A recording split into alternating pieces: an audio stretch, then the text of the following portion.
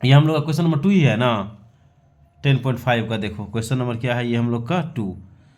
देखो क्या था क्वेश्चन में, तो आपको क्वेश्चन में दिया है किसी वृत्त की जीवा वृत्त की त्रिज्या के बराबर है।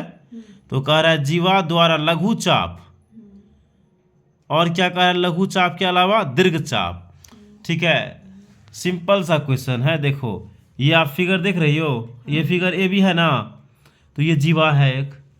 इस जीवा के बराबर इस वृत्त का दोनों क्या है, त्रिज्या, यानी कि इसका ये तीनों साइड क्या होगा बच्ची, बराबर। तो ये त्रिभुज कैसा हो जाएगा, समबाहु त्रिभुज। तो देखो नूनू रे, त्रिभुज एओबी में आपका एंगल ए बराबर, एंगल ए मतलब ये समझना, ठीक है, हम उतना नहीं लिख रहे हैं। एंगल बी का मतलब क्या समझेगी, ये एंगल, और ओ का मतलब ये एंगल।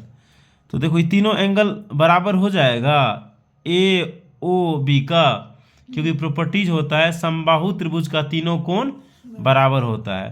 तो क्या ये एंगल ए बराबर एंगल बी बराबर एंगल ओ हो जाएगा।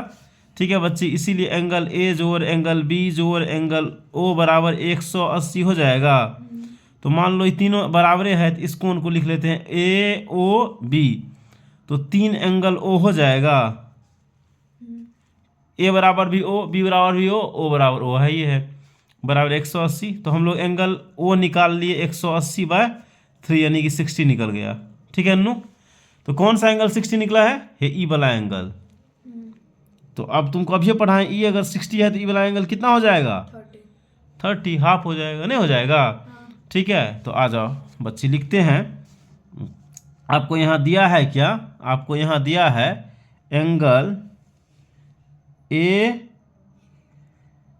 ओ बी बराबर 60।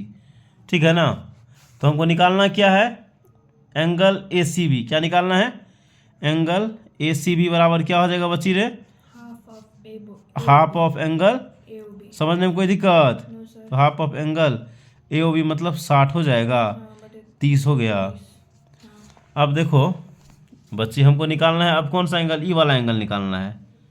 ठीक है, तो ई वाला एंगल के लिए ये एंगल निकालना पड़ेगा ना।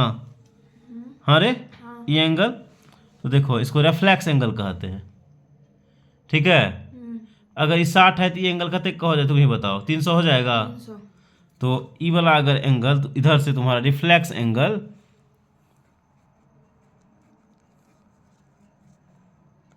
ए ओ बी कितना का हो गया बच्ची रे, 300 का हो गया, क्योंकि कंप्लीट एंगल आपका 360 का होता है, और ये एंगल आपका 60 है, तो इधर से इधर ये 300 हो जाएगा।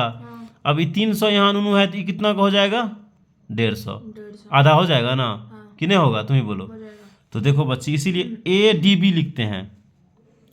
तो एंगल ए डी बी बराबर क्या हो जाएगा, half of reflex angle A O B, यही लिख देते, यानी कि हाफ ऑफ एंगल 300, मतलब कि 150 डिग्री। बुझी रे, कोई समझने में इसको दिक्कत।